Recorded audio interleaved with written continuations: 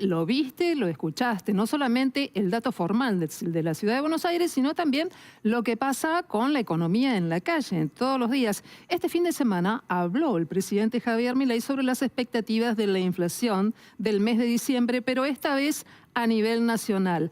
Leandro, ¿qué se sabe de este índice que vamos a conocer durante los próximos días y sobre todo, qué lectura hay que darle?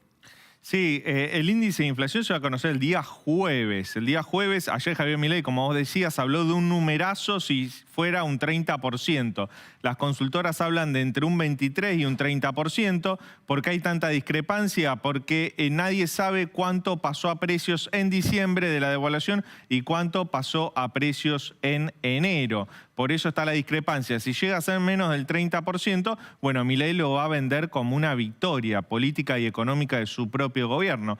Pero en la antesala de conocer ese dato, que va a llegar recién el jueves, hoy conocimos el dato de inflación de la ciudad de Buenos Aires. Un dato que hay meses que tiene discrepancia con el de la ciudad, con el nacional, pero en las series más largas es bastante parecido la inflación. ¿Y qué dio? Dio un dato sorprendente, que en diciembre la inflación en la ciudad de Buenos Aires fue menor a la esperada, 21,1%, dando una inflación anual en 2023 de 198,4%, una inflación anual en 2023 que duplicó la inflación de 2022. Pero como te decía, hay rubros que aumentaron más que otros y entre los que más aumentaron están los que son más sensibles para la población de sectores vulnerables, entre ellos alimentos y bebidas sin alcohol, que aumentó 30,4%, también transporte, 30,4%, elementos de cuidado personal, 26,9%, bebidas alcohólicas y tabaco, 23,3%.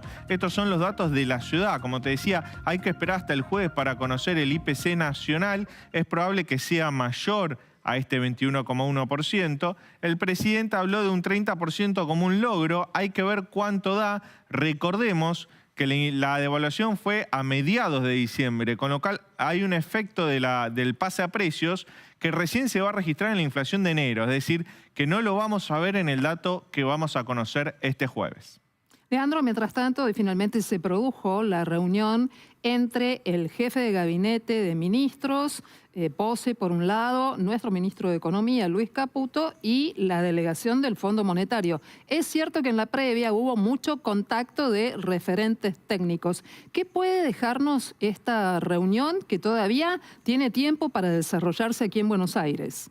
Sí, como así vos decías, se juntaron Nicolás Pose, el ministro Luis Toto Caputo, con los enviados del Fondo Monetario, encabezados por Luis Cubedu, y básicamente lo que están discutiendo es cómo reflotar el acuerdo que Argentina tenía con el Fondo Monetario Internacional. ¿Por qué digo tenía? Porque Argentina incumplió las metas en 2023 de ese acuerdo y por eso se está negociando cómo reflotar ese mismo acuerdo y no negociar uno aparte. ¿Qué es lo que espera el gobierno argentino? Que el Fondo Monetario Internacional libere 3.500 millones de dólares que tenía que pagar a fin del año pasado y que no pagó justamente porque Argentina incumplió con las metas del acuerdo.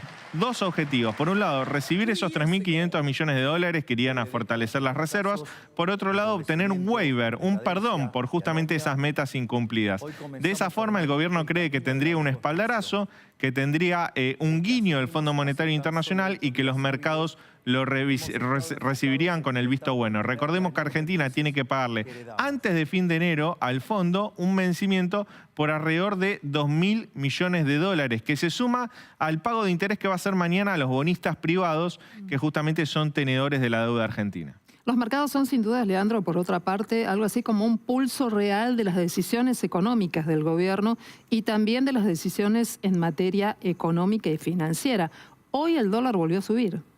Sí, como te contaba el otro día, los mercados le empiezan a contar las costillas al presidente y el termómetro justamente de eso está reflejado en la cotización del dólar. El dólar hoy volvió a subir con fuerza, principalmente los dólares financieros, el dólar contado con liqui, que es el que compran las empresas para girar al exterior.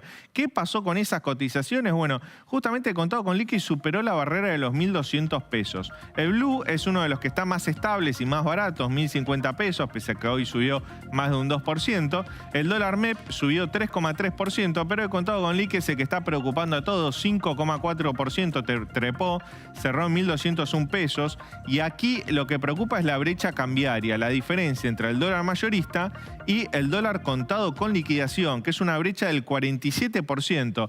Recordemos que luego de la devaluación de Luis Toto Caputo, esta brecha cambiaria había caído a un dígito y era medido como la confianza de los mercados al plan económico del gobierno de Milei. Bueno, ese dígito ya trepó a 47% y empieza a preocupar porque la brecha te genera distorsiones en la economía y hace que muchos exportadores no quieran liquidar.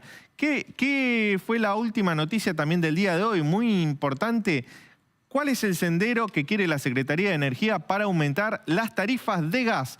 ¿Qué aumentos van a venir en febrero, en marzo y en abril? En instantes te lo contamos.